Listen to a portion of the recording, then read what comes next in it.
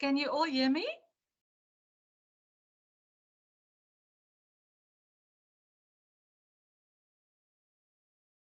Oh, shame. Are you sick, Lizette? You can just chat in the chat so that I know if you're okay.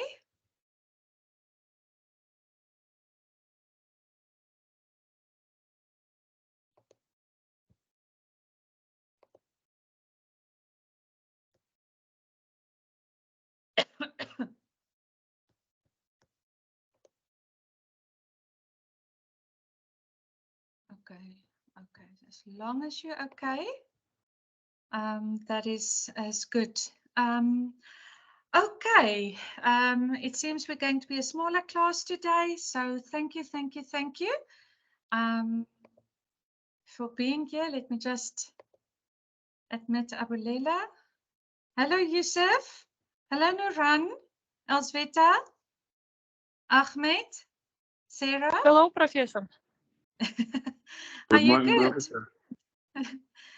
Hi, Yusuf. Are you all good? Yeah, all good. Okay, that's good. How's your week? Okay. I took a little time out this week. My children had school holiday. So I took a little slower this week. So it was very blessed and nice just to be able to spend more time with my children as well. Because we get so busy that we sometimes forget that they need that quality time from us. And yours? My week was busy. It was Prime Week in Amazon, Okay. so it was very busy. I worked like 6 days this week. Sure. Are you not very tired? Yes, yes. I'm very, very tired. Like long hours, like almost like 13 hours, 14 hours a day Day. for Sure. almost the entire week. Yeah, yeah. Okay. But finally, Um, Prime is over. okay. But when will you have time to rest a little so that you can just re-energize? Yes, I will. I will. I have like 2 days off Okay. now. So Okay. Okay, good. So thank you so much for being here. I just want to chat. Two of you, and the one was Nuran, and I can't remember who was the other one that asked if we can do the extension till the 30th of July. I've asked Mpilo while we in the class that he just extend the latest till 30th of July for anyone who wants to catch up. We won't be able to do later than that because there's still other assignments. The finance week this week, I'm only going to give you a quiz. But next week we're doing 2 chapters of finance. So that will be an assignment again, assignment or two. So try to catch up. And then also what I'm going to do is to help you with the exam.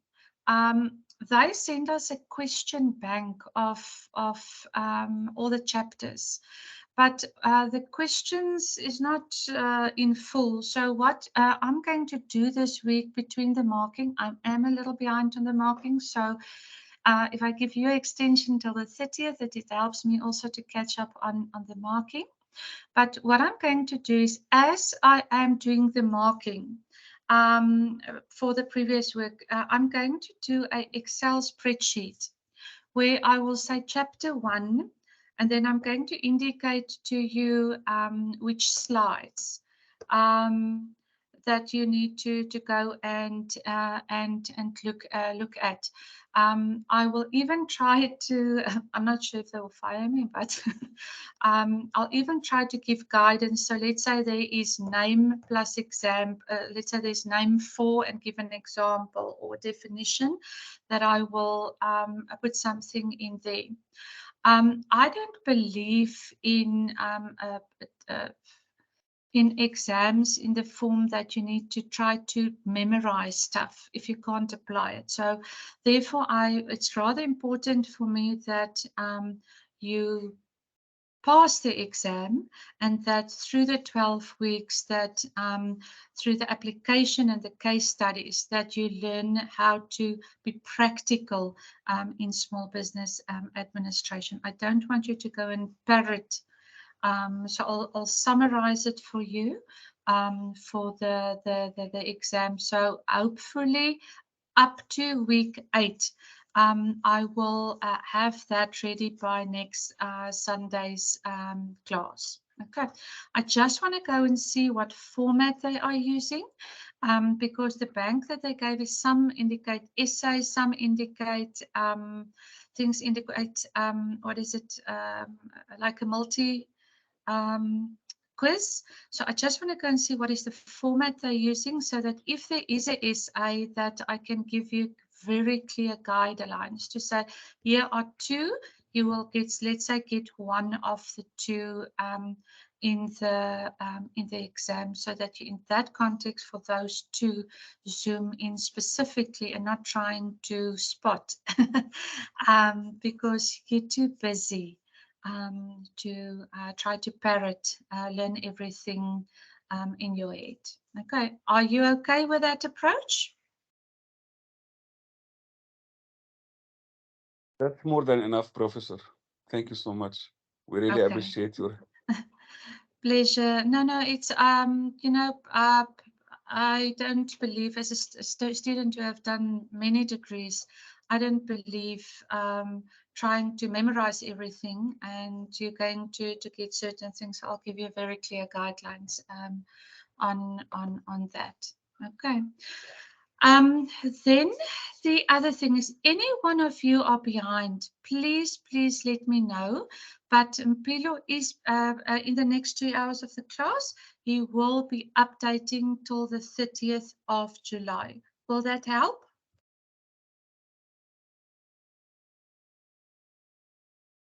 Will that help? Good. Okay. Then also the pitch of the VP, the value proposition, as requested by Nuran, and I'm not sure if it was Lizette, but then we can do that for the first half an hour in the class of the 30th. Okay, because next week is finance, which is a heavy a heavy chapter. The other 2 things also is, if any one of you want to be part, I'm developing women entrepreneurs in South Africa. So we have scheduled workshops. So this week, Tuesday and Wednesday morning South African time from 9 to 1, I'm teaching them finance. So any one of you who whose finance is not up to scratch, and if you have time, you're more than welcome to let me know so that Mpilo can send you the link if you want to sit in. Or we can send, if you struggle, we can even see how can we upload the recording, but it is a full 5-hour session from 9 to 1 South African time, Tuesday and Wednesday. Okay. The other thing is, any one of you who wants to improve your public speaking skills, we are part of an international online cohort called Buddies Toastmasters. It's every Saturday from 3 to in South African time, it's from 3 to basically then it's 9 a.m. Eastern time from 3 to 4:30. It is a club. It is a club where, John, let me just put your mic off. It is a club for foreigners, and many of them have heavy accents, so it's a very safe space. So anyone who wants to be part of that can also let me know, then I can send you the link if you want to improve your public speaking. Okay. Okay, any comments or questions before we start? Let me just check the chat. Okay, Lizette, are you talking about the finance 2 days? If yes, Mpilo, just make a a note so that we can send those links to Lizette as well. Okay. Okay. So let's start.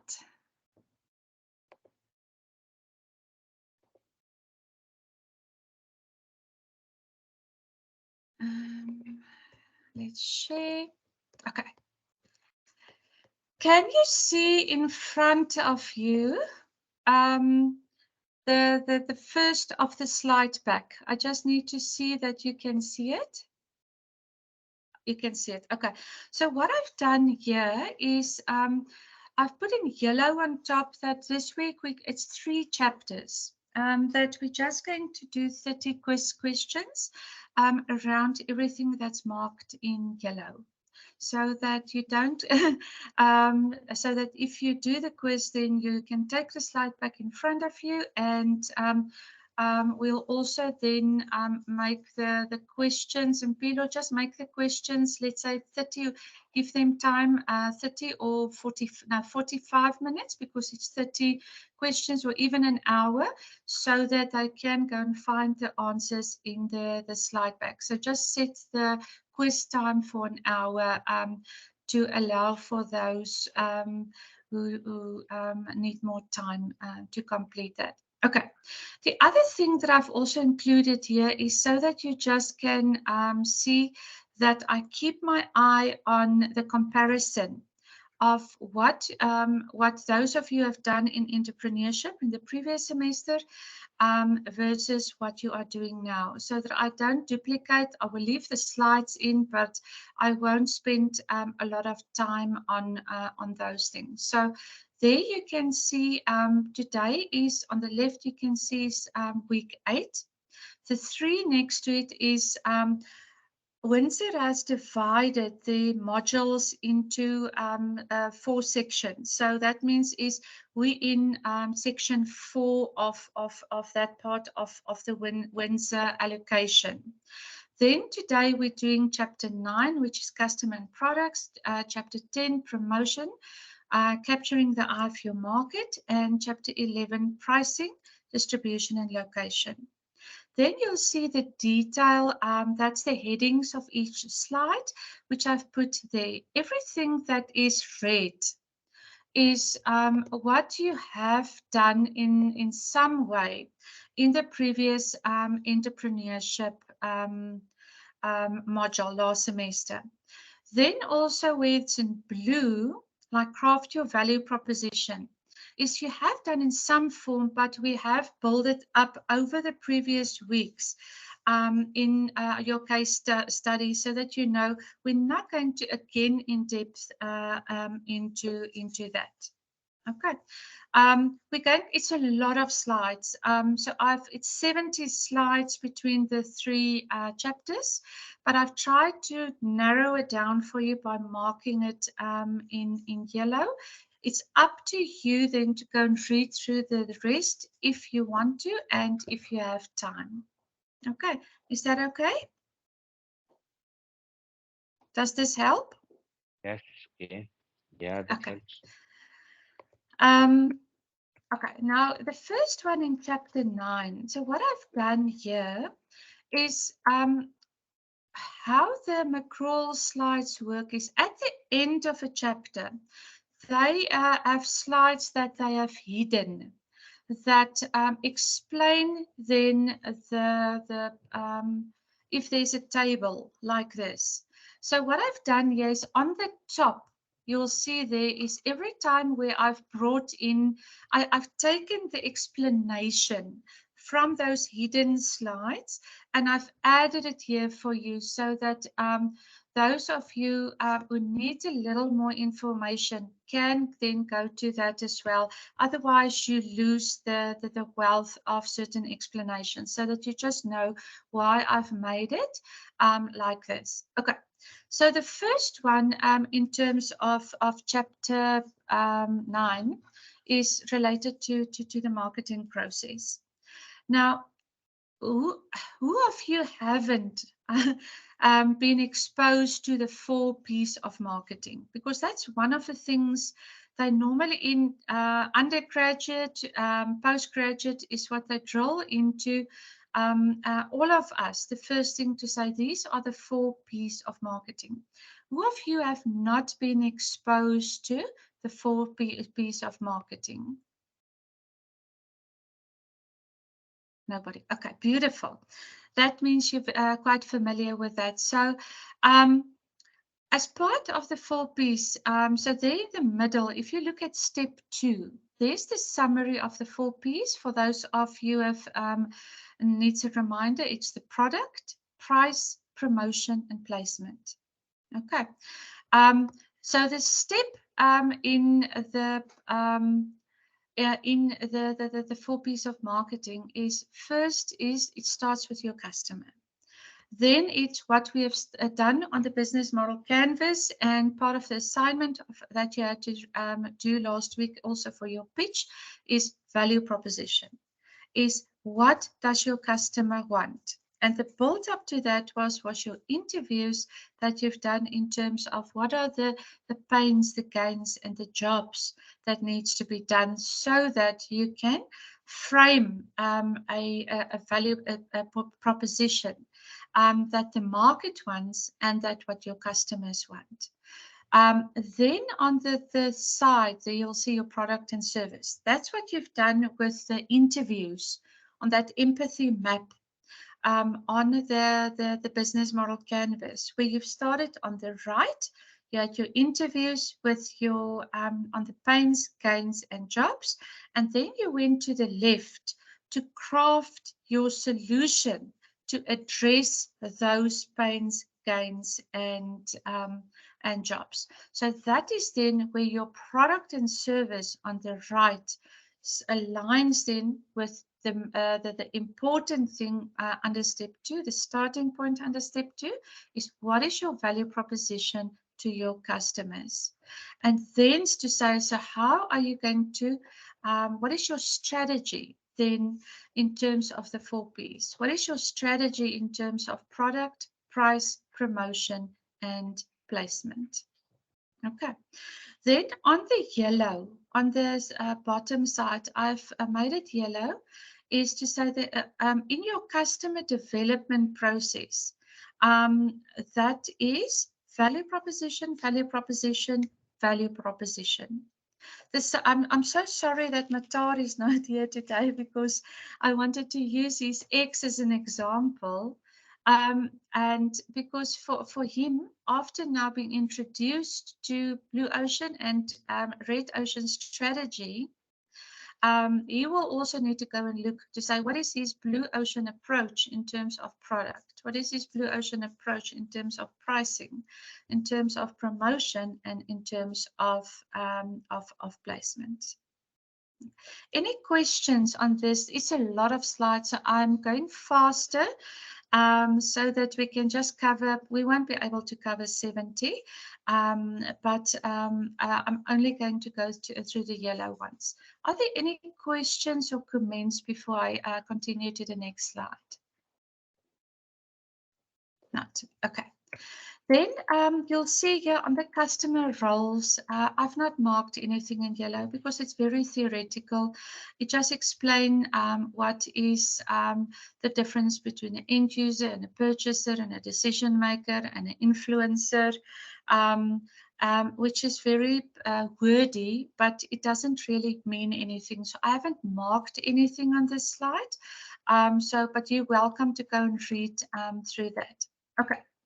Now, back to remember this slide of the 4 P's now. Remember there's a step 1 and a step 2 on this slide, where you start with your customer. You go on to your, let me just get Mansoor in. That's it. You craft your value proposition, but around that then also is you craft your strategies for the 4 P's to align with your value proposition, and then only you can go to market. That's the sales portion. So remember in all the following slides that we're going to talk to remember this slide quite well. In the quiz and in the exam, I definitely will ask something about the link between step 1, step 2, and the 4 P's link to the value proposition in a practical way. Okay, so you can mark this slide as well. There will be nothing on customer roles. Then the initial customer profile is, I've highlighted the first one, is just to remind you, where did it start? Always remember, was that face-to-face. What is it that your customer wants? And that is in the interview when you had the pains, the gains, and the job, so that you could have identified what is there, have a good understanding of what is it that needs to be done. Okay, and in that case is when you look at it, now that you know about blue ocean and red ocean strategies, in your 4 Ps, when you craft that solution for your product or your service around the 4 Ps, think out of the box, think blue ocean versus red ocean. Okay, so this is more for you to, it won't be in the exam, but it's more for you to build in a reminder for yourself. No matter if you're in a corporate environment or if you're working with a small business, the same principles apply. Okay, even if you go for a KPI session or a performance interview, your customer is your manager. Is what does he want? And then what is his, have a deep understanding of what is his pains, what will give him gains, what will make him shine, what jobs that, because he or she also goes into a KPI performance interview. So the more you make that person shine, the more that person can make up the rank, another person shine, and therefore that is good for if you get bonuses or career incentives, whether you get development by putting on a program like this. It's just the human nature likes to shine. Okay, so how do you make that person feel good in terms of you relieve their pains, gains, and the jobs that needs to be done? Okay, any questions on this or comments before I go on? Oops. Nothing. Okay. So then the next one is this. We have done an introduction last week. But this is a very nice slide, and you definitely will get something of that in the quiz and in the exam. So what I've done here is they've included this diagram, which you can see on the outer circle. That is your total available. There are 4 markets. Okay, so your target market, and they call it is a set of nested terms for the market sizes. So these 4, the middle circle, that's the PM, the penetrated market. The one just around that is the serviceable obtainable market, the SOM. The SAM, the serviceable available market.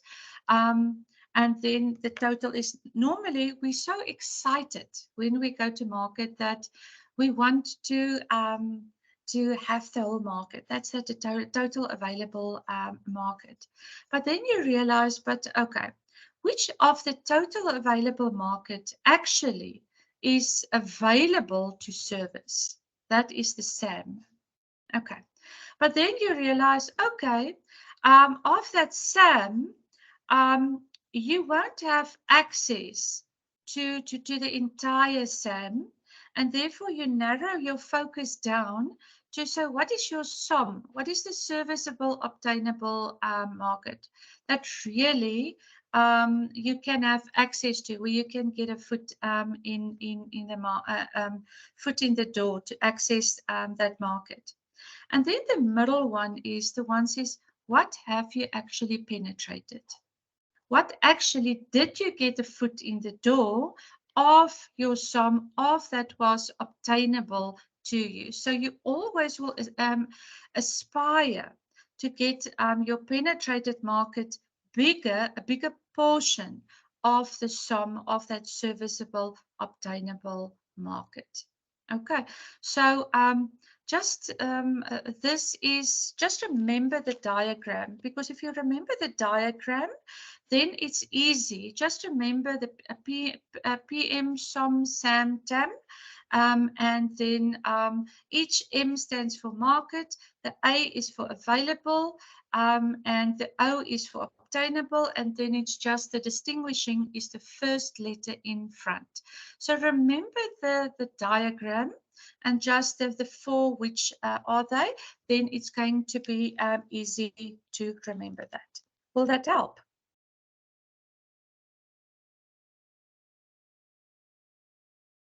Will that help? Are you still there? Okay, thank you, Yusuf. Okay, then the next one in terms of the target customer is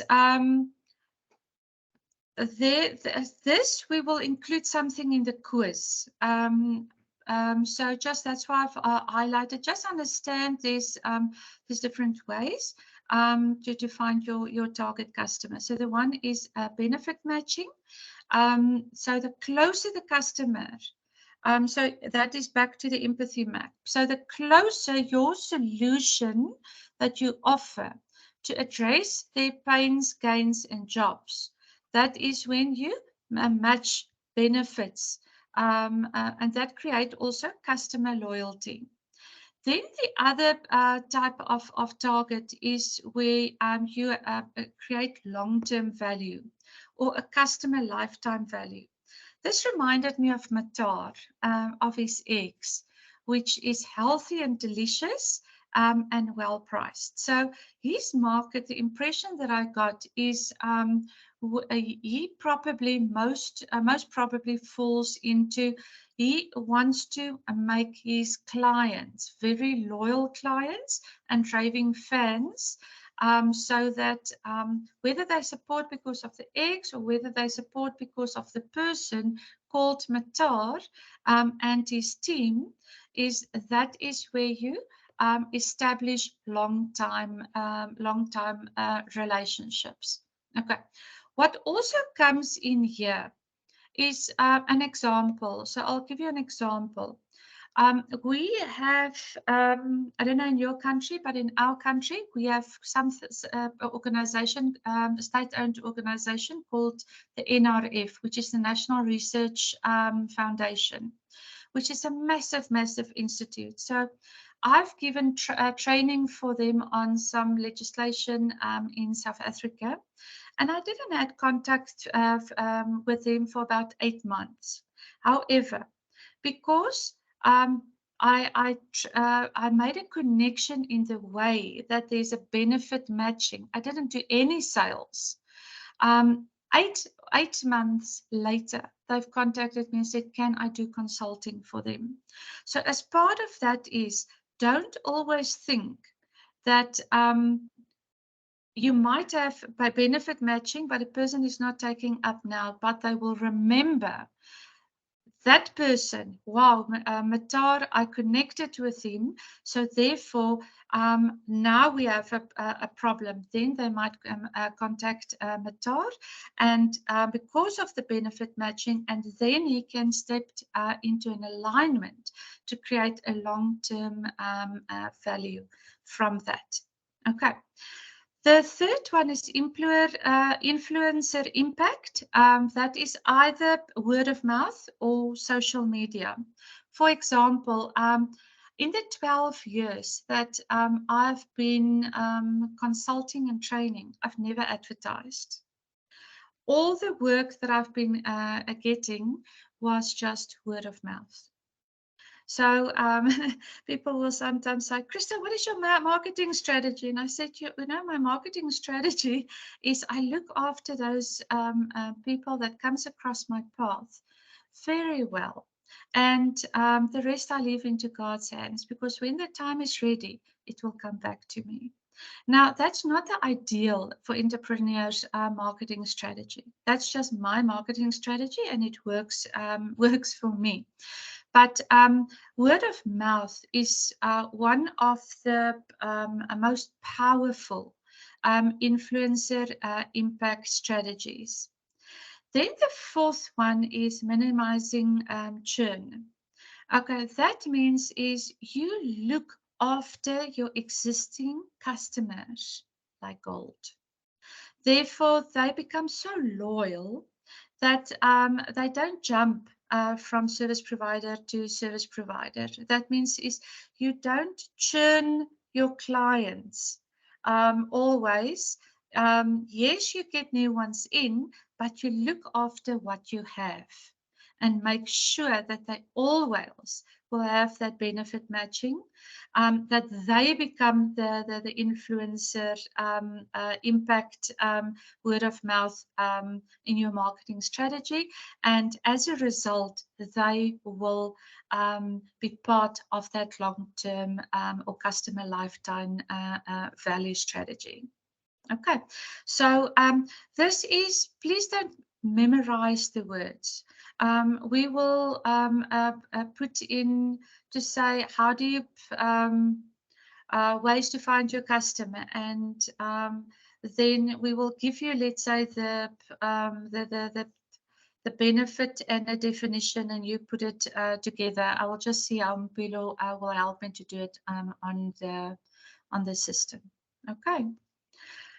Just want to quickly see, there's under people two.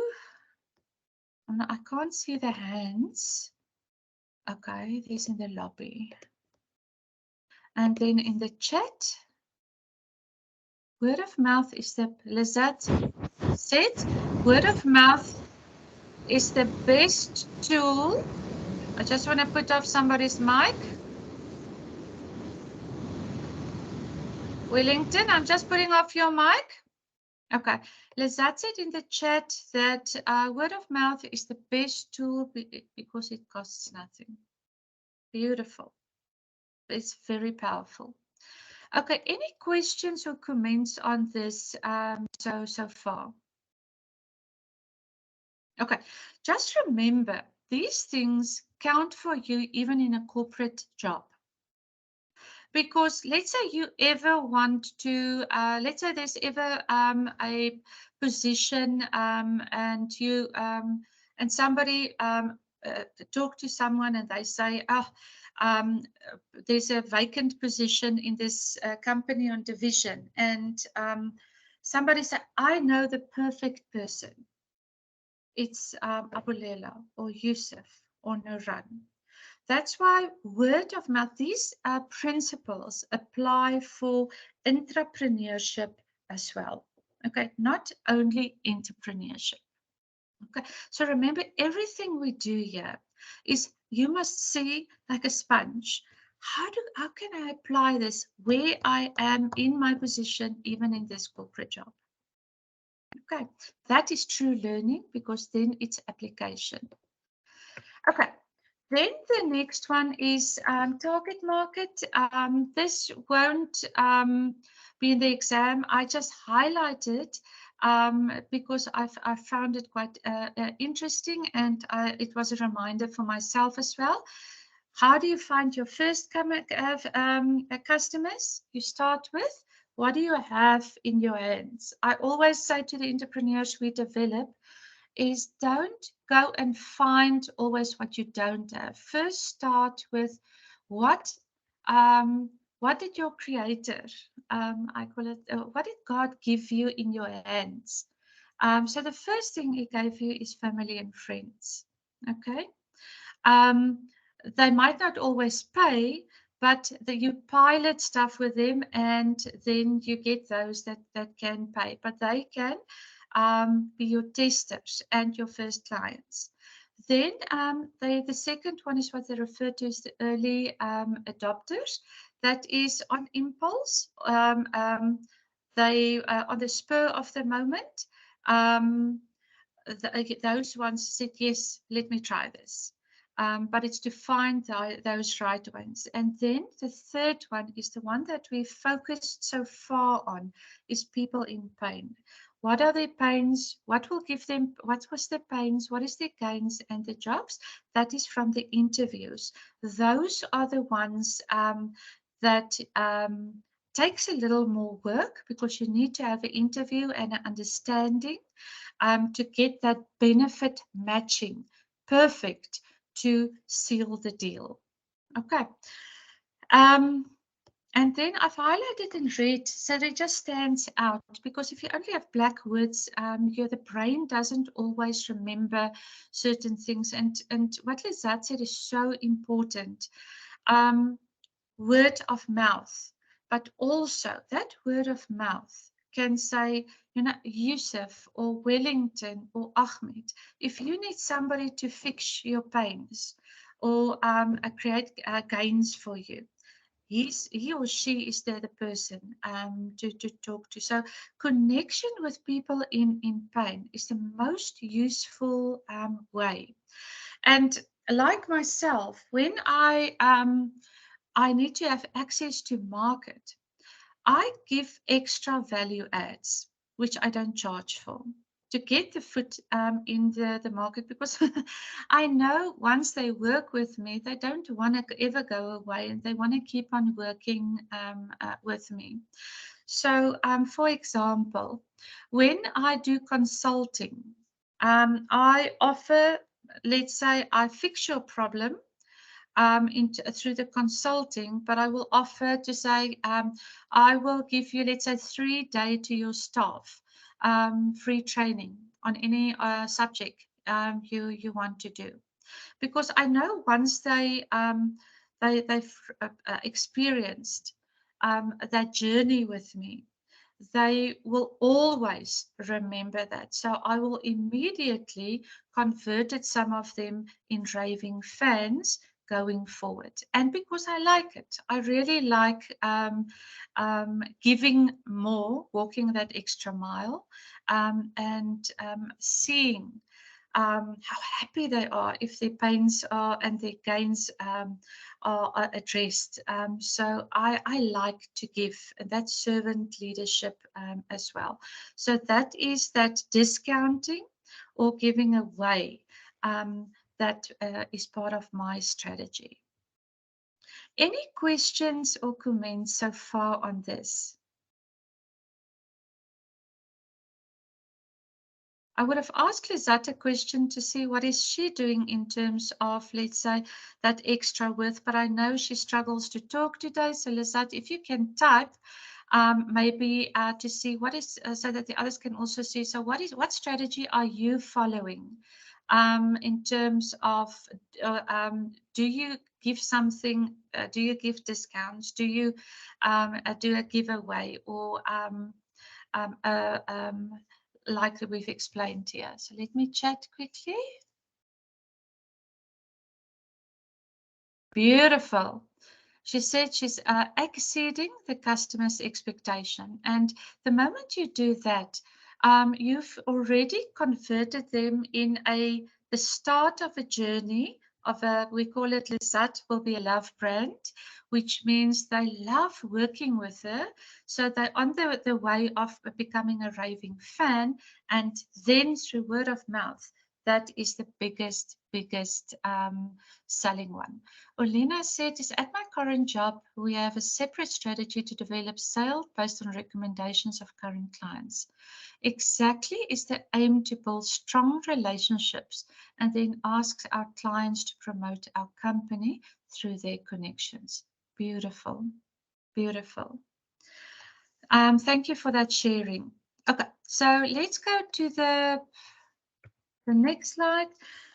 There I have just highlighted, this will not be in the exam, but I just wanted to highlight certain things as reminders. Like I've said now and also explained by Lizette and Olena, is you must convert in the block customers into fans, because they will become your biggest sales persons in your strategy. The one thing is, the world where we live in, people are going through difficult times. So what I normally do, even with the women we develop, once in 2 weeks, I send a WhatsApp to them and just say, "Are you okay?" And what I've realized through that is many of them are not okay. But people are so in living with masks, and there's so much expectations on their path, on things that they need to do, so many roles that they need to play in life, that just checking in is, "Are you okay?" The answer then will come back, "Krista, I'm not okay." Then I can say, "Okay, what's the issue?" I have picked up, just by having that concern, that's the empathy map. Okay, that some women would have said, "Krista, I want to commit suicide," or "Krista, I don't know which way to go anymore," or "I have this problem." And then it's a question, okay, then I go into a conversation to say, "How can I support you?" Now that concern, it's done with a true authenticity and real concern. But the human mind are programmed that they will remember that. So in future, even if you're not on a journey with that person, the human mind will remember. If somebody say, "Who do you want to work? Do you know of somebody?" "Yes, I know Lizette. Yes, I know Olena." So it's just the world we are, is we need to be more curious and more concerning for people around us. Because each one is walking their own journey, and we all need support. That's the one. The second one is go for the extra mile. Now, whether you're in a job or whether you're an entrepreneur, typical consultants work like, if you pay me, I will give you that. But as we've explained now, and as Ulena and Lizette also said, is she exceeds the expectations. Is and like I've explained, is I normally offer something extra. That is your best sales approach that you can do, because people immediately know, are you doing it from a point of what's in it for me, or are you doing it from sincerity and real concern, and really want to address their pains and gains? You cannot fool another person. We're all programmed to feel through intuition. It's either from what's in it for me, so it's not authentic, or it's real authenticity. If that's real authenticity, the unconscious mind will immediately tick to say, "This is the person I would love to work either now or in future." So that is very important. Take the time to be nice to people. That is linked to the concerning. Very important. Be honest and open. Be transparent. People can sniff. They can smell untruths. Some people will take you out just there and then and say, "Don't, don't fool me. You're talking nonsense." Or some people will, if you're authentic about that and you're open and honest, they, for example, if somebody says, "Krista, can you do this?" I might say to them, "That's not my speciality, but I can either refer you to somebody, or together we can figure this out." So because they then want to work with me, they know then that, okay, we're going to figure this out together, versus I'm giving them assurance that I'm an expert on something I'm not. Now I'm getting on the job and they immediately see it, and then it just breaks the trust there and them. So I've learned that honesty is the best approach. Very important, the last one is if you've made a mistake, be honest about it and fix it. My dad, when I was 20 years old, that is 33 years ago, I made a mistake. I did something I shouldn't have done while I was studying. And my dad is 85 now, and he taught me a life lesson that day. And this is a little bit like my rock and my idol, which I've adopted that day. And he said to me, my child, if you've done something wrong or you've made a mistake, rather be honest about it than lying about it, because people knows. If you're honest about it, they will get over their disappointment or anger, but they will trust you again or learn to trust you again. But if you are fooling them and you're not honest, they will know that. And they will get over the disappointment and anger, but they will never trust you again. So I've learned in business, if I've made a mistake, I come clean.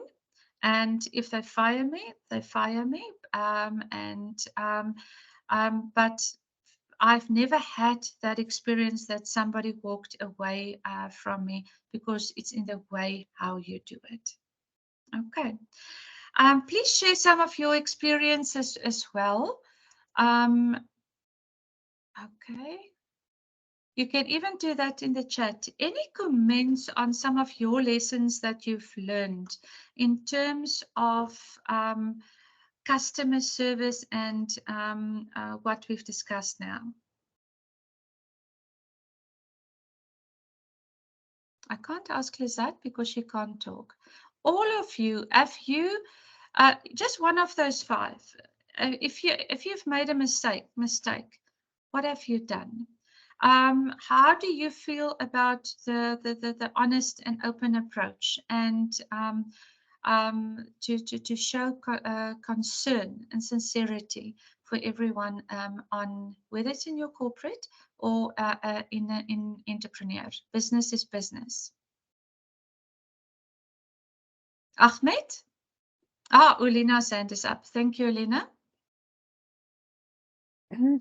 Yes, I consider that if there is a mistake, first of all, the best way is yes to admit it, to explain it, and to make certain actions that it would never repeat, and try to eliminate this way. Also, I fully agree that customers, clients, they really feel when you're lying or there is a fake in relationships. So it's very important to be open to build a relationship when there is a trust. And I had a lot of situations during my career when either I by myself or either my team made mistakes, and the best way is to really be honest and do your best to eliminate it whenever it's like by fault, either it's some system mistake. That's Beautiful. what I consider. Thank you so much, Elena. Nuran said she supports this strategy and using it at work. I want to ask a question now to the men. Do you think it's easier for women to follow this strategy than for men to show that interest and concern, to be open and honest, to say you've made a mistake? I'm just wondering, is it easier for us as women to do this, or are the men in the group? Ahmed's hand is up. Well, I think it is. It depends on the gender. Like I'm speaking with like my manager is a male or a female. Okay, Okay. if he is a male, this is my only perspective. Okay, if he's Yeah. a male, it will be easier. Okay, if I come clean with him, and I learned this actually. It's like a life lesson I learned from my manager. A Okay. mistake happened. I was able to fix it. Okay, and Yeah. yet I went to him. I asked them clearly, if a mistake happened and it was fixed, would you be interested in knowing it, or خلاص it is done? Like it's okay, that what is done is done, and there is no outcome Okay. or bad outcome happened. He told me clearly, no, I prefer to know it from the person who did the mistake for many reasons. Okay, the most important reason would be the trust. Okay, I Yeah. trust this employee and this employee trusts me. If I get to know about his mistake from a third party or from someone else, okay, then this trust, this it gets shaken, it gets Yeah. a little bit broken. Okay, Yeah. so he told me I would prefer to know it. Okay, so if someone for any reason come and say your employee or your staff did a mistake, okay, then I would be able to defend my stuff. I would be able, yes, I know about it. It's not like it's my first time to hear it. Okay. And Okay. as I'm saying, and related to your point, I prefer to speak to my male manager. Okay. When it comes to a female manager, I get a little bit hesitated, but I still do it. Okay, beautiful. Beautiful. Thank you for that frankness about that. I just want to read quickly in the chat, and Naran has also said creating empathy with your customer is a part of a long-term relationship. Ulina make a very, very profound observation. I consider it's mostly related to the EQ of the personality, that means the person, and doesn't directly relate it to the gender. Okay, that's her experience, which might be a combination, Ulina, of the EQ, that means the mature emotional maturity of the person to handle that. And like Ahmed also said, it's easier for him to do it with a male, but it might be a combination of the two. Chan's hand is up. Professor, I think those points are good, but sometimes we think, for example, I'm let it confuse the go the extra mile for these people means we need to explain or we need to give more information to them. Yes. Absolutely, absolutely. Thank you so much, eh? But before the S, we need to explain. Yeah. Yes. Professor, another one is number 3. Take time to be nice to all these people means we need to prepare for them, right? I think. I think it's part of a person's inborn attitude to, because if you're in general just nice to people, there's no fakeness in it. Where you need to decide whether you're going to be nice to certain people and not nice to other people. So I think it's, if you just make it part of, it's just my experience, if you make it part of your approach to life, to say, I'm just going to be nice to people. Yes, firm boundaries where you need to have firm boundaries, but you're in general just nice to people. To be familiar them, right? Our conditions or maybe our service, I think. Yes. Yeah, thank you, Professor. Agreed. Thank you for that input, John. Deeply appreciated, eh? Okay, so let's go on to the, we'll make a break 4:05. So the one segmenting your marketing, all what you need to know there is your target market normally is segmented in 4 segments. That means segments is making, you're breaking it into pieces. It's your geographic, your demographic, your benefit, and your psychographic. So this will be in a quiz form, not any more detail related to that. Okay, and then the next one is, you'll see marketing research. I've not made any yellow because all of you are busy with your research methodology as well, your semester. So I'm not going to duplicate anything, but market research in terms of your marketing approach and knowledge about your client, in terms of this target market, the PM, the SOM, the SAM, and the TAM. Market research is very important. And I'm sure all of you are doing also being exposed to the focus in terms of primary research and secondary research in your semester with research methodology this semester as well. Okay, so I have not made this in yellow because I didn't want to duplicate anything for you. Then the next one is crafting your value proposition. This is, I just want to break you back to this, this table here of the marketing process. That's the one, that's the top part of your step 2.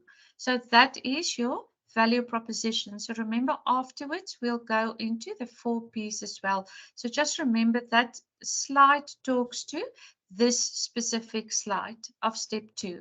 Okay, so let me go back to this. Okay, value proposition, we have worked over the past few weeks. We've built it up on the business model canvas, and in your last week's assignment, that was one slide that you need to do, and this is also that you're going to do on the 30th, the first 30 minutes. You're going to pitch your value proposition in that 30 seconds. Okay, what is important here is to take from all the detail that you've found through your market research, is to then get it down to that 1 or 2 sentences, like on the slide of last week, of your assignment that you have done, is to zoom in that benefit matching of your target market. Okay. And what is important is in your value proposition is to know how do you stack up to your to your competitors, because your value proposition must become such a strong thing that if you go to this slide here, is to say your value proposition must always ensure that there's a benefit matching, that you through your value proposition can create that long-term value or create lifelong customer value to them, so that others become your influencers for you to create that impact as part of your strategy, because then you don't have to churn clients around. That means your energy is not going in more sales. Your energy is going into customer service and customer retention, where your customers become your marketers on your behalf. Okay, so that's where it links to this slide specifically. Okay, any questions or comments on this? I'll always check with you before we go on to the next slide. Nothing, okay. Then we're not going to, you'll see I've not highlighted anything for planning for marketing. And then all on goods versus services is is the first sentence, is to remember if they talk about a product, that includes your goods, services, people, and ideas. So that's a generic term then in marketing, that sometimes we'll say, no, I don't have a product, I have a service. But part of marketing terminology refers to product include the reference to goods, services, people, and ideas.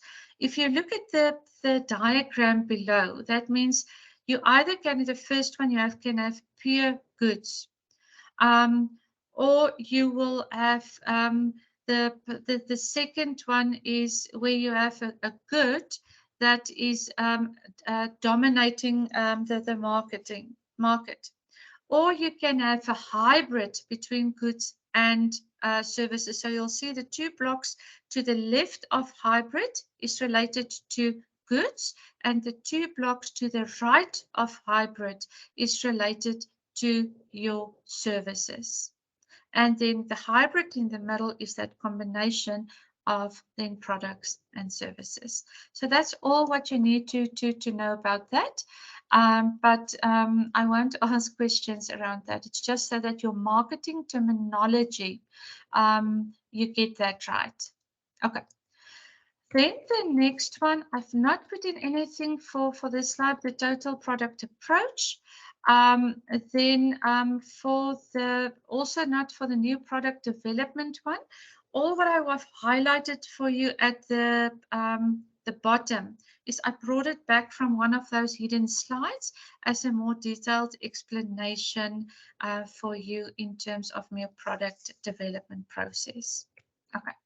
The same with the product life cycle, where you need to know, so there will definitely be a question around that in terms of the product life cycle, so that you remember there are 4 stages: your introduction, your growth, your maturity, and your decline. And part of your value proposition is to have your finger on the pulse, so that the moment something goes in maturity, you make sure that as part of your value proposition, you either keep it in maturity, but always from maturity is how do you prevent it from going into a decline? Because the moment it goes into a decline, it means that somebody else has entered with their introduction and growth, and that you are giving some of your business are going to someone else. So these 4 stages, whether it's in your own corporate or in entrepreneurship, business is business, whether small or big, is to always ensure how do we prevent, if we're in maturity, the one thing is to go and look at where do we need to replace red ocean strategies with blue ocean strategies, so that you can prevent your sales going into decline. Okay, any comments on or questions on this so far? Okay. Then the service life cycle, there you've seen is I have not marked anything in yellow, because the product life cycle is very much also linked to, as long as you make sure, even if you're in your service life cycle, that you make sure that, I just want to go back to this slide, because for me this slide is really profound, is when you go in your service cycle, you always check, is your benefit matching? That means is your value proposition still relevant? And is there a benefit matching in terms of your value proposition? Are you having an influencer impact strategy? Okay. Are your clients churning? That means are you going in a decline? That means you're churning. You need to find someone else, because some of your clients are going to someone else, and looking after your clients that make them raving fans, so that they are there for the long term. Okay, so this is very, very important. Even if you look at your, I just want to get back to that slide, at your service life cycle, that you always, with your service life cycle, also say, where are we? In terms of the previous slide we've discussed, and into what is your strategy for introduction? What is your service strategy for growth? What is your service strategy for maturity? To never try to go into decline, because the moment you go into decline, there's a mismatch of benefit matching. There's a mismatch in terms of value proposition, and that means you are going in a comfort zone with your strategies, and that then you need to step back and say, where do we have red ocean strategies and where can we replace them with blue ocean strategies? Okay. Any questions or comments on this? Okay. Let's take a 5-minute break because we still have a lot of slides we need to go through. Ashraf, your hand is up. Yeah, Professor, I'd like to ask, is that a time frame, certain time frame for the life cycle of the product? It means the maturity, it takes such long time, for the decline, it takes after such long time, or there is no fixed basics for that? That's contextual to the specific product and service that you have. And also, let's say like we had COVID. A lot of people's strategies, no matter what you could have said, 2 years, 3 years, whatever, everything in that moment was disrupted. So that will be contextual to the specific product, service, and market. But what it means is you never can afford to be in a comfort zone. You need to be so close to your customers that you can pick up the moment something is churning under your clients, that you must have a proactive strategy every single day with your clients. Clear. Okay. Thank you. Okay, so let's take, it's 6 minutes past on my watch now, so let's be back 1/4 then it is 7 minutes, or 6 minutes, then we be back 1/4, then you can have a quick break, then we'll start 1/4 again. Okay, see you now 1/4.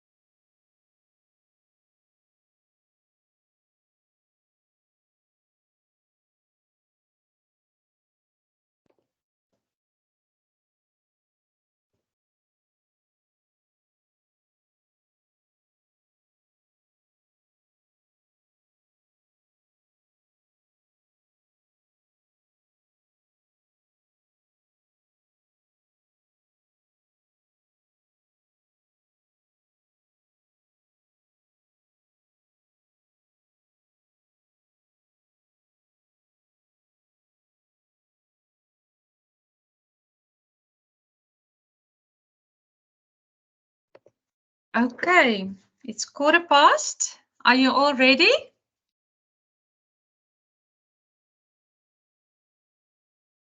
Are you Yes, I'm ready? ready. Yes, we are Okay. here. Yes, Thank you. Professor. Thank you. Okay, I'm going to share again. Okay. I just want to mute someone's mic. Okay, it's muted. Okay, so just remember, can you see in front of you that one diagram target market that we've done before the break?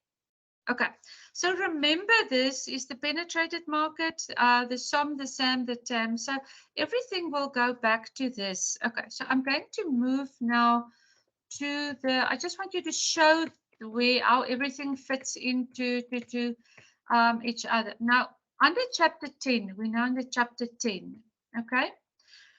In front of you, you can see the need for promotion.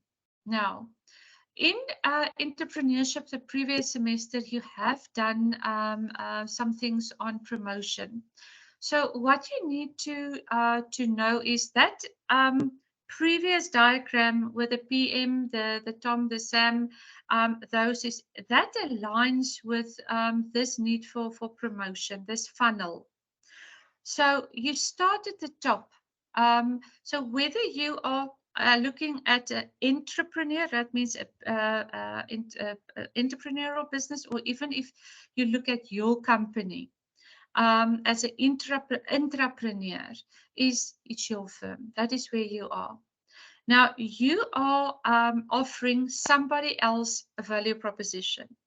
Whether that is your corporate business to your clients or whether that is your entrepreneurs to their clients. Okay. Then that value proposition aligns with that previous diagram with the target market segments. Okay. Now we must say what is the available one, what and then versus what has actually. This is where you go down to the actually penetrated one. So when you're in the targeted market segment, then there are four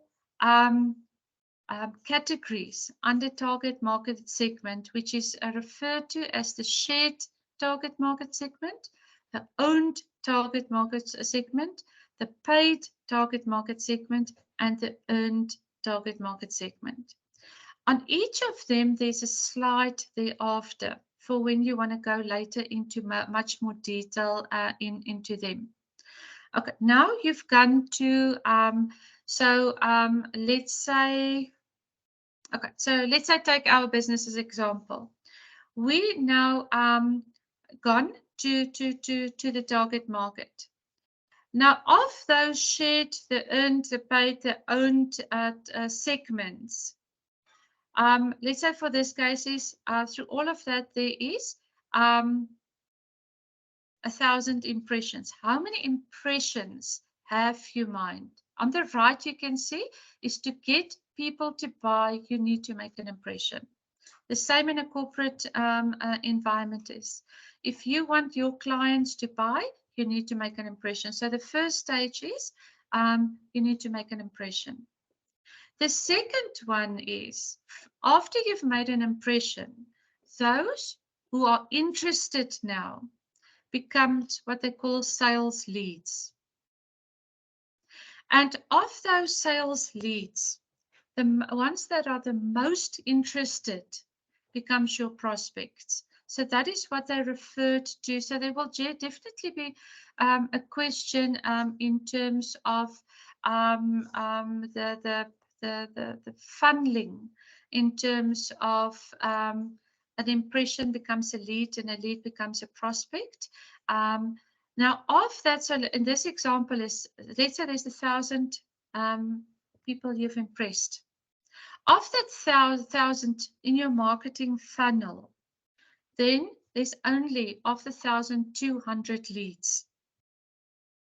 Of those 200 leads, only 20 is real prospects where you can start doing giving more time in terms of personal selling. Of the 20 prospects, Only a certain amount will convert it to real sales. That's the penetrated market in terms of that other diagram, the circle in the middle. That's the penetrated market, is the 2 sales. And then as part of the customer retention is of those 2 penetrated market, the real sales, is which of them are loyal and who are not loyal. Okay, and then it's a question, what is your differentiation strategy in terms of those who are not loyal and those who are loyal, so that you ensure that you have that benefit marketing, you have more long-term clients, because if you churn clients the whole time, it takes money, effort, and time. So you want to have more long-term clients, loyal customers, than just people who's going to churn all the time.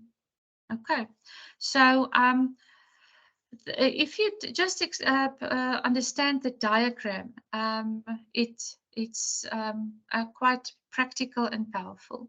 Any questions or comments on this so far? Nothing. Okay. Then the next. Thank you, Ashraf. Okay, so then the next one is, this is not something that I'm going to ask, but I have highlighted it in yellow. The column on the right is the one that I brought over from the hidden slide that explains a little more on the diagram. So this is your customer development funnel for physical products, not online products, for physical products. Remember, there are 3 goals: to get the customers, to keep them, and to grow them. To get them, keep them, and grow them. Now, this in the middle, there you can see is you keep your customers. Then if you look to the left of this diagram on top, you will see there in bold it is, what is the strategies to get your customers? And then you'll see on the far left is in the funnel. It's to say now your earned and paid media, whatever that might be in your specific strategy, is first to create awareness, to create interest, to create consideration, and then to secure the purchase. And this will be a continuous, they refer to it as a virtual loop. That's the red arrow. This will be a continuous, once they've purchased, so it's not you done and dusted with them. You need to keep on creating interest, awareness. You need to keep on creating interest to keep that consideration aligned with your benefit matching for your value proposition. So this is an explanation of the strategy for customer development to get them. On the right side, under grow your customers, the funnel there is in terms of referrals, as Lizette has said, is a word of mouth is the most powerful. Cross-selling is very, very powerful. So I was always trying to think of Matar to say, okay, how can he use his egg products in terms of a differentiated approach through blue ocean thinking, that it's not the eggs only as a product that is, but what other type of things through cross-selling can he introduce there. Then the next one is upselling, and then the last one is unbundling. Okay, but that is contextual towards the dynamics of the service or the product, the specific market, and the client needs. So this one you can take note of because it's interesting, but I won't specifically ask something about that in the exam. Okay. Then the next slide is very much the same, but the differentiated is the first slide here is for physical products. The next slide is for internet-based businesses. There you can see it is a way, it's very similar, but where the physical product under the get customers have four aspects: awareness, interest, consideration, and purchase. Under the internet one is internet-based businesses is you need to acquire and you need to activate. But on the in terms of the grow the customers, where the physical one has referrals, cross-selling, upselling, and unbundling, the internet business, the only differentiator here is the next sell versus the unbundling. That means it's in this question is how do you secure the next sell? For example, I don't know if you've seen, if you look on Facebook, you will get these things on your feeder that say sponsored. So let's say somebody say, if you do this program, this is how your life is going to change. Then they will give you like a teaser where you can access, let's say, the first part of it, so that they can hook you into the rest, the next sell. They don't only want you to buy that first aspect, which they've kept open for you. They want to hook you in so that then you can access the rest of the bundles. So that is very much like, how do we secure your next sell? Yes, we've activated you, but now how do we secure your next sell? Okay, any questions or comments on this too? Also in terms of what you experience, what work and what don't work. It's always, I love it if I learn from you as well, and we each other can learn from each other.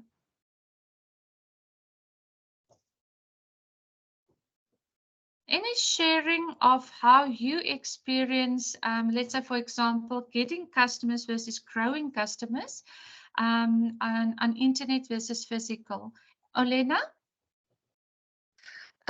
Yes, I have just, as I told previously, that my company where I'm working now, we are very focused on our relationship and extending it and gaining more referrals from our existing clients. So how we work, actually within our project, after it's finished, we always have some sort of a feedback form, and we are asking for contacts of the partners of or their let's say maybe strategic partners of their clients, of our clients. So by that we are developing our and generating our new leads. Okay, wonderful. Thank you for that. Who else want to share? How do you generate your new leads? And or how do you grow your customers or keep your customers?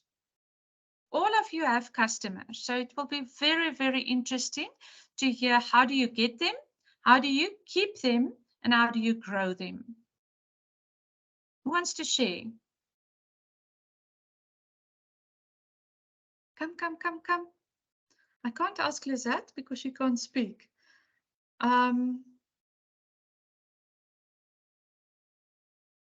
Yusuf, do you want to share, and then run? Okay. So for me, having existing customers database is very important for me, because my business is seasonal. So follow-ups are very important, and of course customer satisfaction. Sometimes the customers will have some complaints. I make sure that I like resolve them on time and beautiful. keep good like follow-ups with them. When it comes to a referral, they will think about me first. Yeah.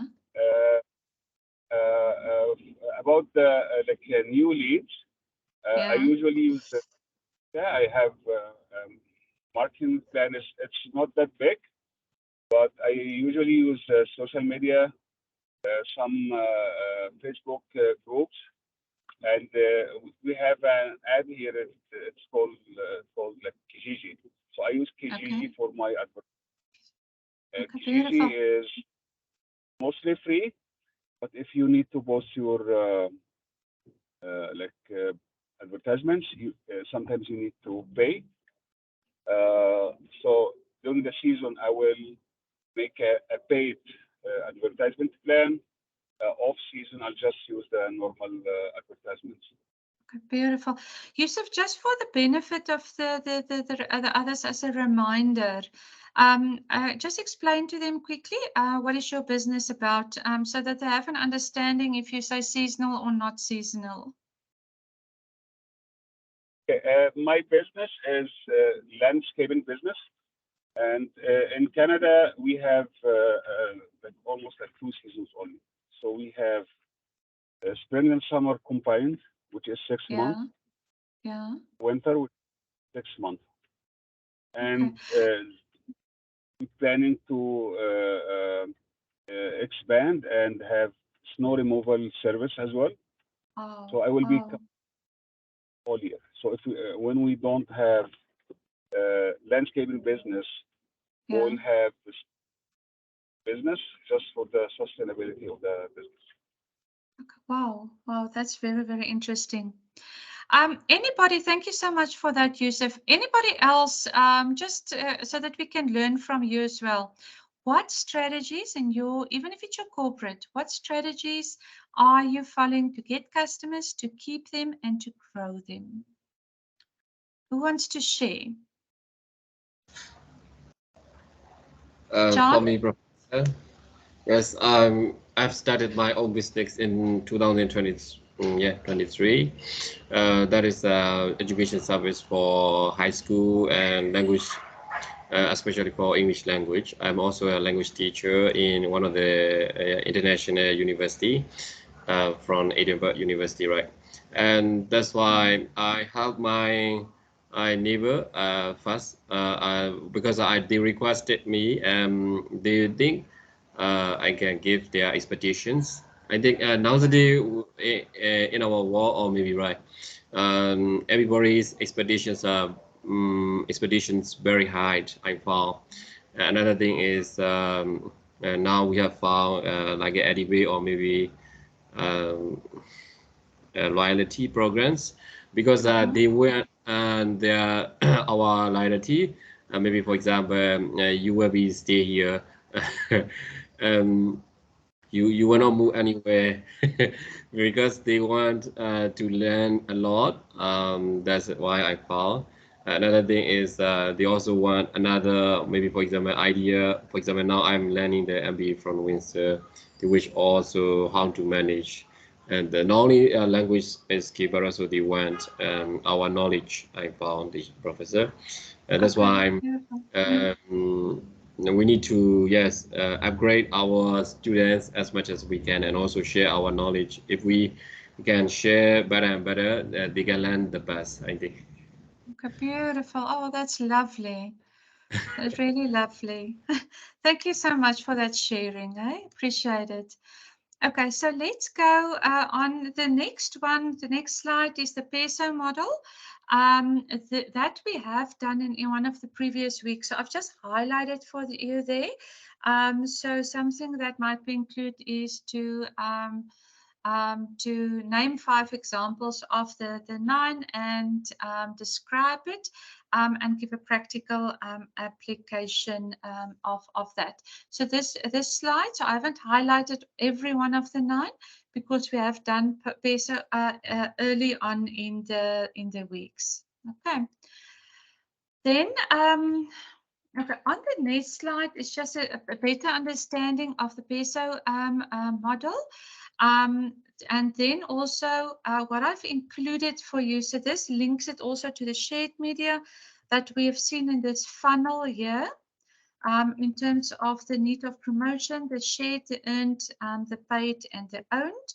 This is where it's coming to this figure 10.4. So there you can see the one circle is the shared media.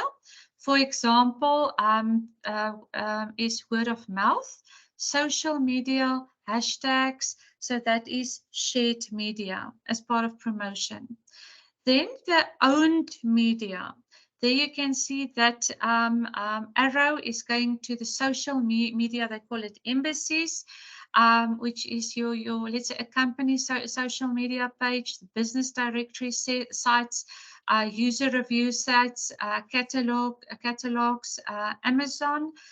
So that is referred to as owned media. Then you can see there's also a block underneath that to give examples of domains, websites, emails, direct. So it is phone lines, local, it goes, so that's owned by the business. Then the third one, the green one in the previous funnel is referred to as the paid media. That is where you have commercials or ads, whether it's TV, radio, print, online, packaging, info commercials, product placements, search results, sales, coupons, flyers, the ranking of your SEO. Let's say if you search for the difference makers or Windsor University, how high is it ranked on let's say websites? Is it high or don't you find the right one? So those type of things are also very important. Mpilo and I just had a conversation and I said to him, the guy who did our websites, I see he has ranked it. If you type in the difference makers, it's absolutely on top. And I've said to him, Pedro, I see one of the ladies, she has a non-profit called the Fixing a Sister's Crown, which work with gender-based violence, families that left their homes, and she's helping them. And I said, you know, I tried to find this one, but I couldn't get it. That means the SEO ranking is not high enough, and we need to fix it. Okay. Then still in the combination and the overlap between earned media, the pink one, and the green one, the paid media, is the block referred to as media integration, where you want to get editorials, lead generations. I don't have I'm not IT boffin. So what I've learned is if I need to do those things, I get somebody that is better than me on IT to do that because they eat that like breakfast, a lunch, and that's their gift. Then the next one is also an overlap between the blue one, shared media, and the pink one, earned media. Is there's an arrow going to media partnerships, is then to say where can you, partnerships is incredibly important in business. Because let's say you go to a website, on the partner page, if there can be a link to your business, or partners promote on yourself, for example, organizational membership, local organizations, sponsorships, co-branding, co-marketing, influencer marketing, donations, community service. Those things are extremely, extremely important. So this is what's referred to as the hybrid model and how you need to think about the media landscape. But remember, these four things go back to this funnel in the need of promotion. There in the middle is target market segments, is what type of approach will you follow, and those four goes back to this slide. Okay, Then what I've added for you is in the hidden slides, I have copied this over for you so that you have the detail where it's here in blocks, each one separately. We have added it here into. I've just added the little diagram here for you so that you know what it is about, but I've added it here into a single summary for you. Okay, but I'm not going to ask, as long as you understand it and how to apply it in your business, but I'm not going to ask anything about this. Okay. Then the pizza model, you'll see I haven't made it yellow because we have done it in previous weeks. But it's the detail about the branding, the owned media, the shared media, the earned media, and the paid media, and bringing it together. Then that also is linked to the personal selling in this specific. Just want to show it to you here. In this funnel here, you see there's the blue on the left, personal selling, and below that the customer retention. So this blue arrow, the personal selling, refers to that specific slide. Okay. Okay. Then the rest I've also skipped because we have done those things, and you have done many of them in your entrepreneurship. Okay. Any questions on this so far? Comments? I hope you you like it that I'm making yellow for you so that you just don't go into depression if you see 70 slides, so that you can see how to narrow down into what is important for this specific thing, and so that we don't focus on any duplications from your previous semester. Is my approach okay? Yes? No? Okay, thank you, Elzvita. Okay, then the next one is customer retention. This is a very simple slide, but also a very important slide. And I'll highlight the important part of it. So the first thing is CRM stands for customer retention management, okay? Or some in supply chain, we refer to it as customer relationship management. In supply chain, when we work with supply chain, we refer to it as customer relationship or stakeholder relationship management. Okay.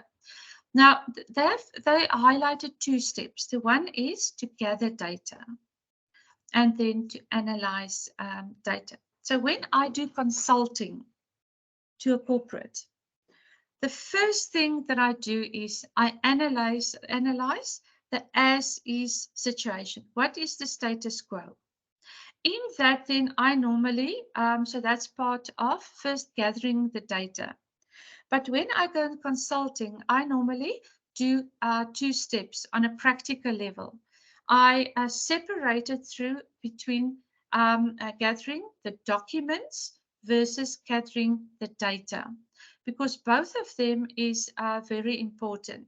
For example, what I mean with that is the first thing I ask, so let's say I do a lot of supply chain analysis of the databases of organizations, so that I can first analyze, is it complete to audit principles? So I'm an ex-auditor. To audit principles, is the database that they've given me to work, to analyze and to build recommendations or strategies on, is it garbage or can I trust it? What do I look at? Two audit principles is it complete and is it accurate? That means is it accurate? Are all the things processed accurately, or did people make finger mistakes? The second thing is completeness. Are all the necessary information there that I need for the analysis part? So remember these two principles in business. I did a 4.5-year articles, they call it internship or articles at KPMG. And the two principles in audit that they draw into you is completeness and accuracy. So then I will check, okay, is the data accurate and complete? But the documents, are the documents accurate and complete? What I mean with that is, so let's say I go into supply chain.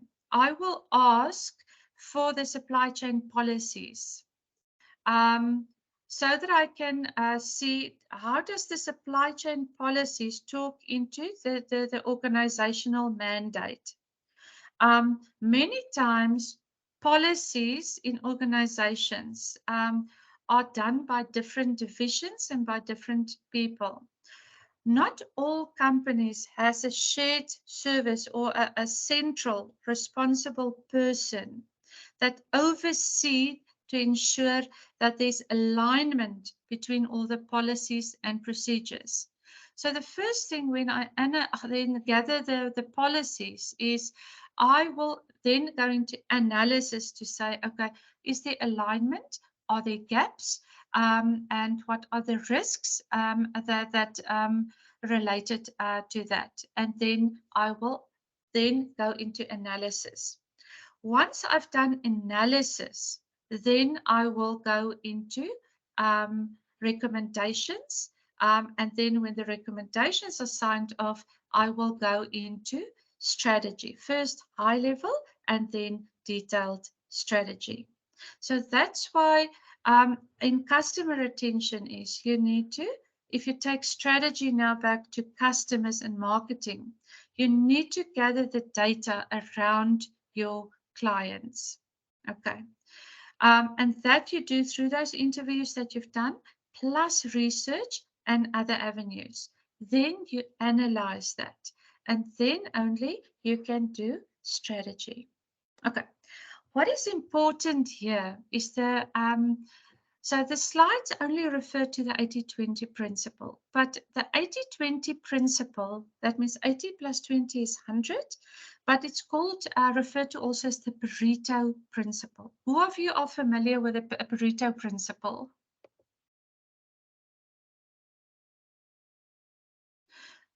No one. Now, the Pareto principle is very, very important in business, even in corporate. So when I go into to supply chain analysis, so for example, I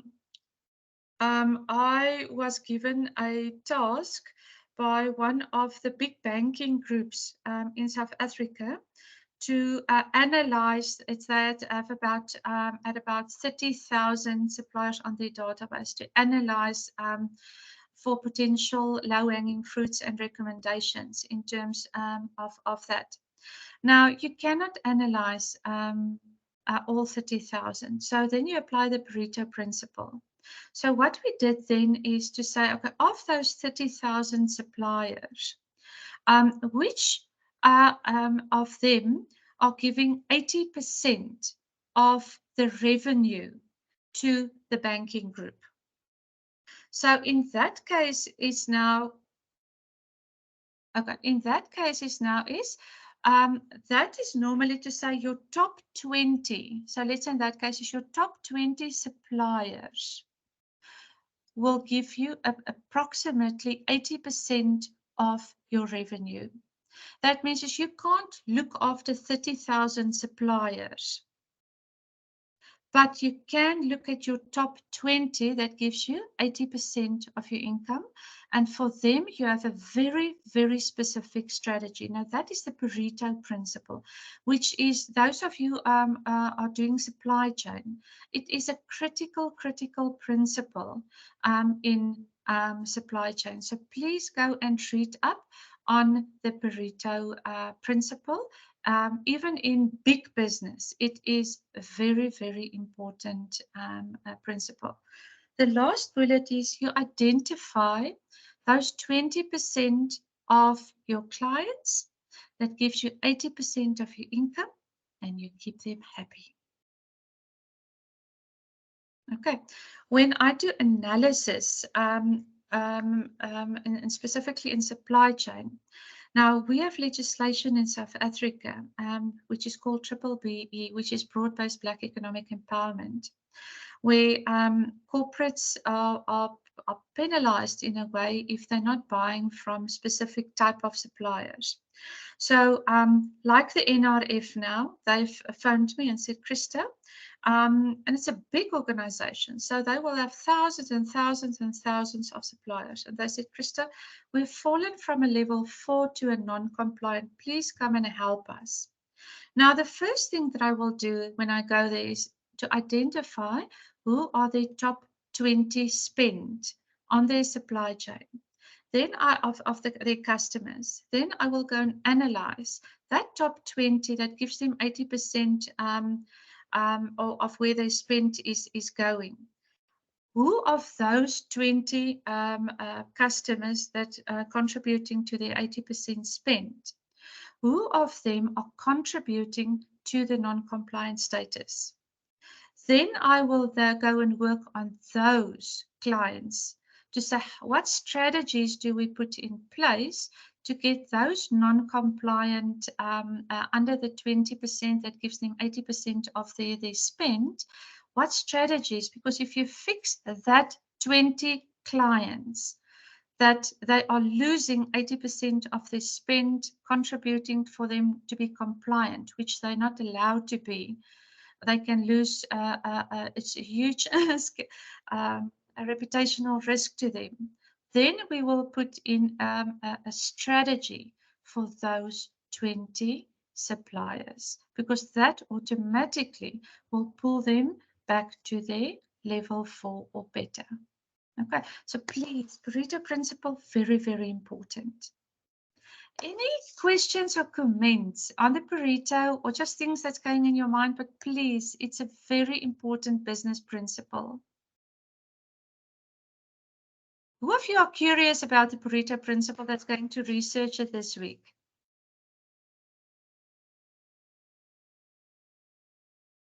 Nobody?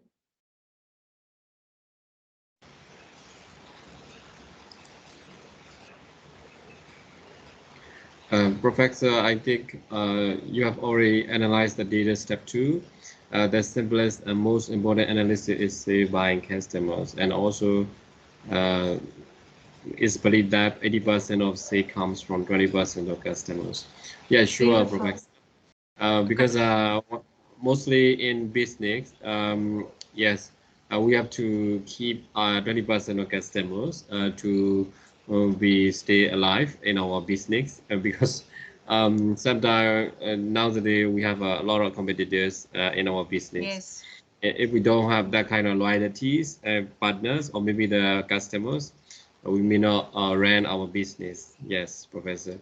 Another is you know, when we study about the politics also too, each party has 20% of followers they need it, right?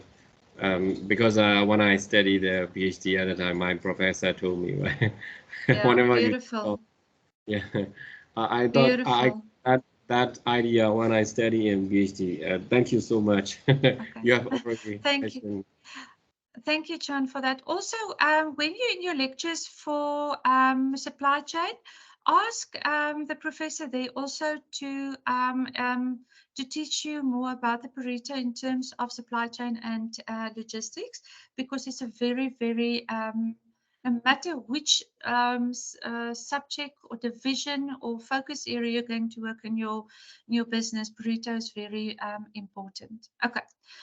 Then I'm going to run through the other slides. Then the next one is just growing your customer sales, also part of customer retention. There are 4 blocks you can see there. On the left, you can see the light purple. The left one is markets, okay, which is, and then the top one is products. So let's say, for example, if you sell the same products to the same customers, that is called market penetration. versus when you sell the same you sell the same customers, you give them a new product, that is product expansion.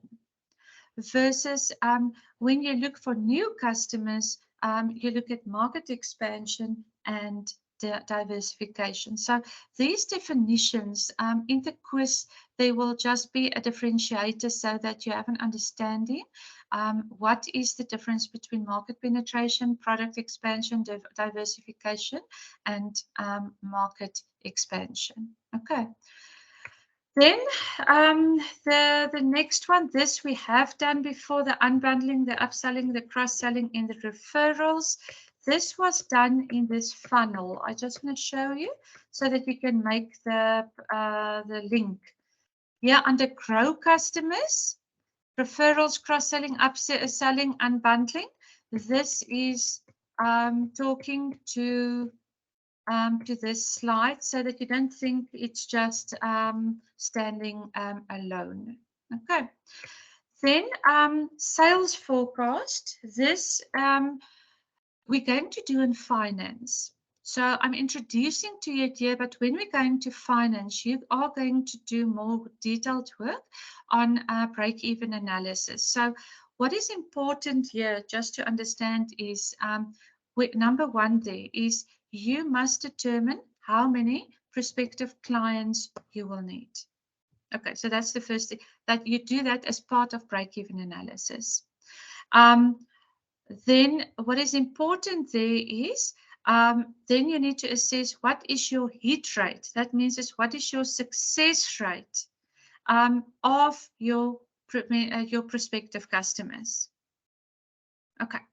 Then this the point thereafter is, now that you know what is your potential success rate or hit rate of your prospects, is now to then say what is the average that we will potentially spend with them.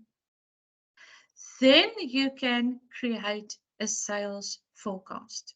But I don't want you to worry about this. Next week when we're going to do finance, we are going to start with forecasting and on break-even analysis. Okay, we don't have a lot of time, so I'm just going to go through chapter 11 quickly. There's not a lot in chapter 11 that I've marked.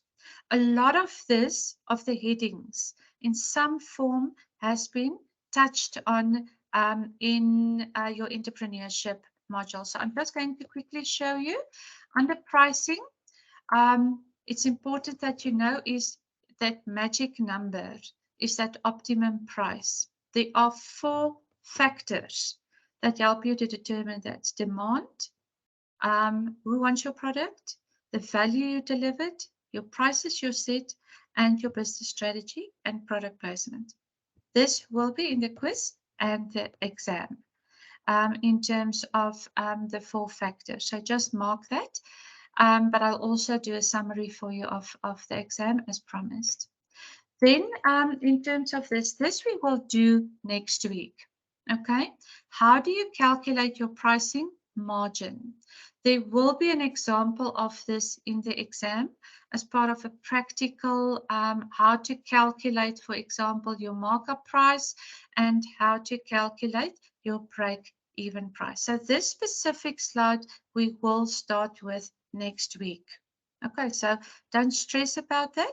I just want to run through the others so that you can see what I've marked and what I've not marked. Then the pricing in terms of elasticity, all what you need to do there is there's a difference between some prices has elasticity, that means there's flexibility to it, versus some that doesn't have flexibility to it, that is inelastic. Okay, you don't have to. This will not be in the quiz or the exam. You just need to know it's actually logic. Some things is elastic and some things are not flexible. Okay. Then that is a slide that explains if you want to go deeper into that, but this will not be in the quiz or in the exam. And then the rest, you'll see this yellow one, the contextual factors. This will be in the quiz. It's just what are the contextual factors for when you determine pricing. You need to know your company objectives. You need to know your marketing strategy. You need to know your channel of distribution. You need to know your competition, and you need to know your legal and regulatory issues. This 5 will be in a quiz and potentially in the exam. Okay, but we will help you with the exam prep. Then the rest of the stuff.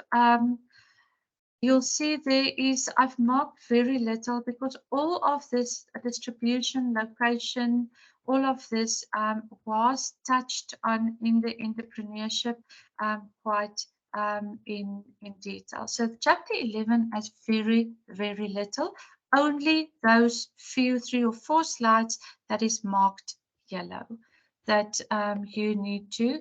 So don't get a fright if you see 70 slides. Breathe, and then only go to the ones that is yellow marked. Okay, does this help?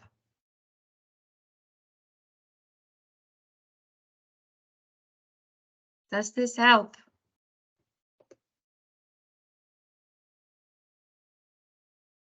Can you hear me? Yeah. Yeah, thank you so much. Okay. You're very quiet today. I know it's a very theoretical, but the good chapter, it's 3 chapters, but the good news is you only have a quiz for this week. And then next week, finance is, we will never get into the 2 hours through finance. So what I'm going to do is I am going to upload the 2 finance sections that I'm doing. I'll ask Mpilo to break it down into 2 modules. I am doing a training for our entrepreneurs this week on finance.